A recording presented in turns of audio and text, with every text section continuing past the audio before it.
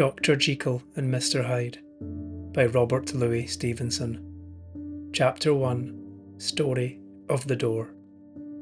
Mr. Utterson the lawyer was a man of a rugged countenance that was never lighted by a smile. Cold, scanty, and embarrassed in discourse, backward in sentiment, lean, long, dusty, dreary, and yet somehow lovable.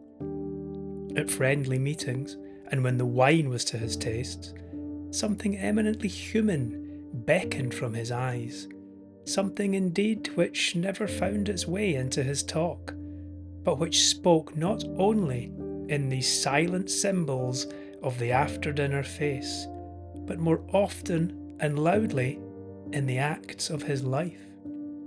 "I incline to Cain's heresy," he used to say quaintly. "I let my brother go to the devil in his own way." In this character, it was frequently his fortune to be the last reputable acquaintance and the last good influence in the lives of down-going men. And to such as these, so long as they came about his chambers, he never marked a shade of change in his demeanour. No doubt the feat was easy to Mr. Utterson, for he was undemonstrative at his best, and even his friendship seemed to be founded in a similar catholicity of good nature. It is the mark of a modest man to accept his friendly circle ready-made from the hands of opportunity, and that was the lawyer's way. His friends were those of his own blood, and those whom he had known the longest. His affections, like ivy, were the growth of time. They implied no aptness in the object. Hence, no doubt the bond that united him to Mr. Richard Enfield, his distant kinsman, the well-known man about town. It was a nut to crack for many, what these two could see in each other, and what subject they could find in common. It was reported by those who encountered them in their Sunday walks that they said nothing, looked singularly dull, and would hail with obvious relief the appearance of a friend. For all that, the two men put the greatest store by these excursions, counted them the chief jewel of each week, and not only set aside occasions of pleasure, but even resisted the calls of business, that they might enjoy them uninterrupted. It chanced on one of these rambles that their way led them down a by-street in a busy quarter of London. The street was small and what is called quiet, but it drove a thriving trade on the weekdays. The inhabitants were all doing well, it seemed, and all emulously hoping to do better still, and laying out the surplus of their grains in coquetry, so that the shop fronts stood along that thoroughfare with an air of invitation, like rows of smiling saleswomen.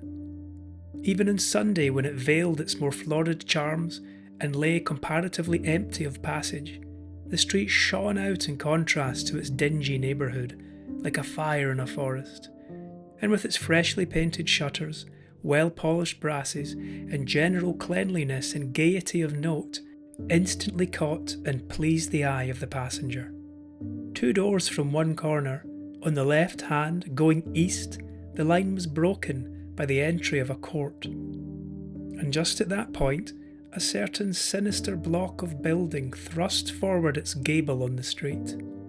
It was 2 stories high, showed no window, nothing but a door to the lower story, and a blind forehead of discoloured wall on the upper, and bore in every feature the marks of prolonged and sordid negligence. The door, which was equipped with neither bell nor knocker, was blistered and disdained. Tramps slouched in the recess and struck matches on the panels. Children kept shop upon the steps. The schoolboy had tried his knife on the mouldings, and for close on a generation no one had appeared to drive away these random visitors or to repair their ravages. Mr. Enfield and the lawyer were on the other side of the by-street, but when they came abreast of the entry, the former lifted up his cane and pointed. "Did you ever remark that door?" he asked, and when his companion had replied in the affirmative, "It is connected in my mind," added he, "with a very odd story." "Indeed?" said Mr. Utterson, with a slight change of voice. "And what was that?" "Well, it was this way," returned Mr. Enfield. "I was coming home from some place at the end of the world, about 3 o'clock of a black winter morning, and my way lay through a part of town where there was literally nothing to be seen but lamps. Street after street, and all the folks asleep, street after street, all lighted up as if for a procession, and all as empty as a church till. At last I got into that state of mind when a man listens and listens and begins to long for the sight of a policeman. All at once I saw two figures, one a little man who was stumping along eastward at a good walk, and the other a girl of maybe 8 or 10 who was running as hard as she was able down a cross street. Well, sir, the two ran into one another naturally enough at the corner, and then came the horrible part of the thing, for the man trampled calmly over the child's body and left her screaming on the ground. It sounds nothing to hear, but it was hellish to see. It wasn't like a man. It was like some damned juggernaut. I gave a few halloa, took to my heels, collared my gentleman, and brought him back to where there was already quite a group about the screaming child. He was perfectly cool and made no resistance, but gave me one look so ugly that it brought out the sweat on me like running.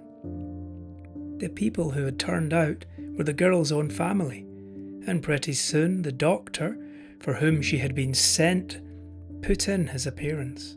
Well, the child was not much the worse, more frightened according to the sawbones, and there you might have supposed would be an end to it. But there was one curious circumstance.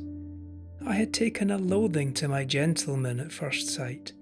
So had the child's family, which was only natural. But the doctor's case was what struck me.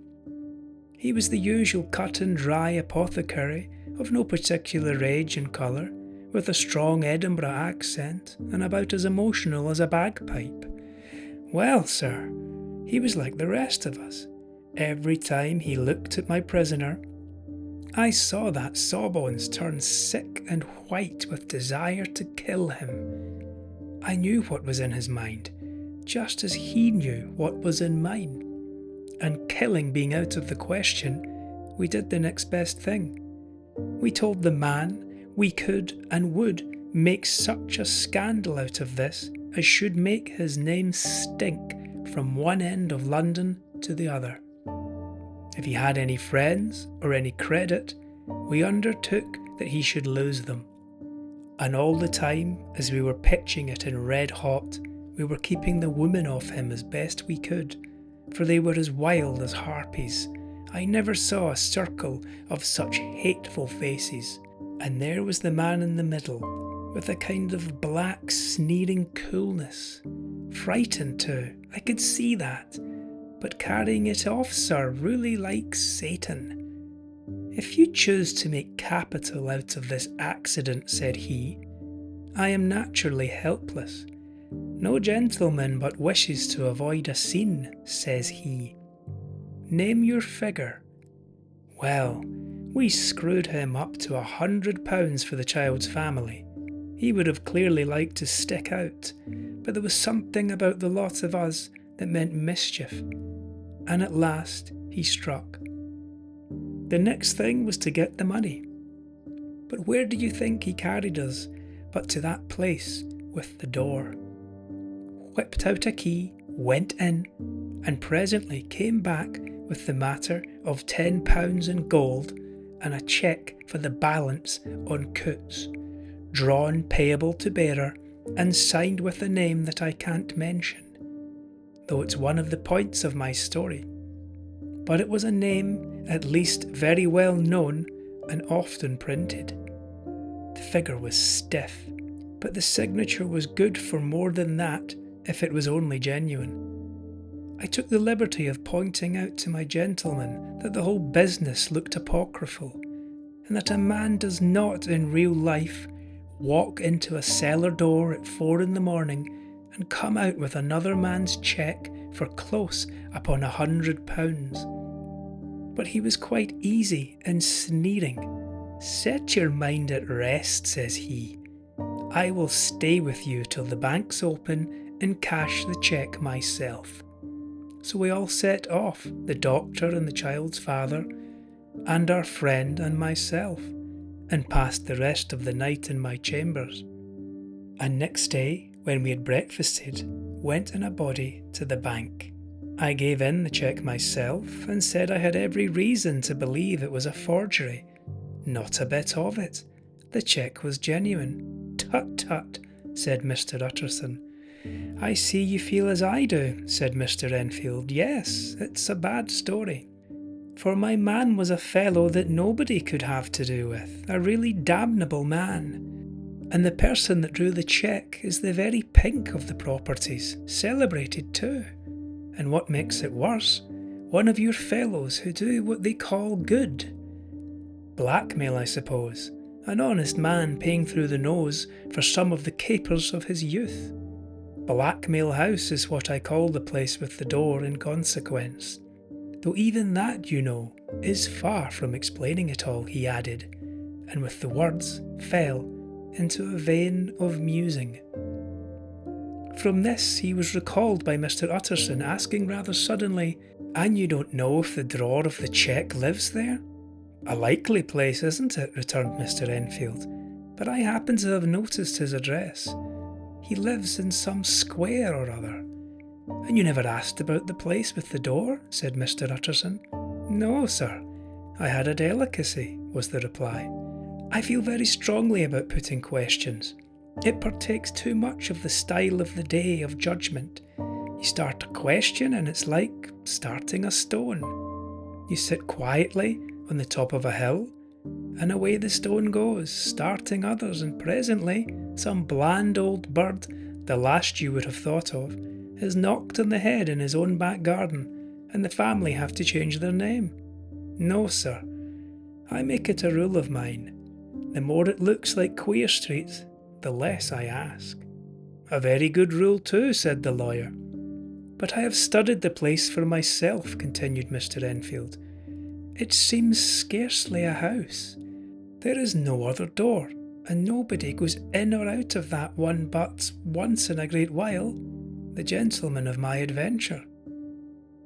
There are 3 windows looking on the court of the first floor, none below. The windows are always shut, but they're clean. And then there is a chimney, which is generally smoking, so somebody must live there. And yet it's not so sure, for the buildings are so packed together about the court that it's hard to say where one ends and another begins." The pair walked on again for a while in silence, and then, "Enfield," said Mr. Utterson, "that's a good rule of yours." "Yes, I think it is," returned Enfield. "But for all that," continued the lawyer, "there's one point I want to ask. I want to ask the name of that man who walked over the child." "Well," said Mr. Enfield, "I can't see what harm it would do. It was a man of the name of Hyde." Said Mr. Utterson. "What sort of a man is he to see?" "He is not easy to describe. There is something wrong with his appearance, something displeasing, something downright detestable. I never saw a man I so disliked, and yet I scarce know why. He must be deformed somewhere. He gives a strong feeling of deformity, although I couldn't specify the point. He's an extraordinary looking man, and yet I really can name nothing out of the way. No, sir, I can make no hand of it. I can't describe him, and it's not want of memory, for I declare I can see him this moment." Mr. Utterson again walked some way in silence, and obviously under a weight of consideration. "You are sure he used a key?" he inquired at last. "My dear sir," began Enfield, surprised out of himself. "Yes, I know," said Utterson. "I know it must seem strange. The fact is, if I do not ask you the name of the other party, it is because I know it already. You see, Richard, your tale has gone home. If you have been inexact in any point, you had better correct it." "I think you might have warned me," returned the other with a touch of sullenness. "But I have been pedantically exact, as you call it. The fellow had a key, and what's more, he has it still. I saw him use it not a week ago." Mr. Utterson sighed deeply, but said never a word, and the young man presently resumed. "Here is another lesson to say nothing," said he. "I am ashamed of my long tongue. Let us make a bargain never to refer to this again." "With all my heart," said the lawyer. "I shake hands on that, Richard."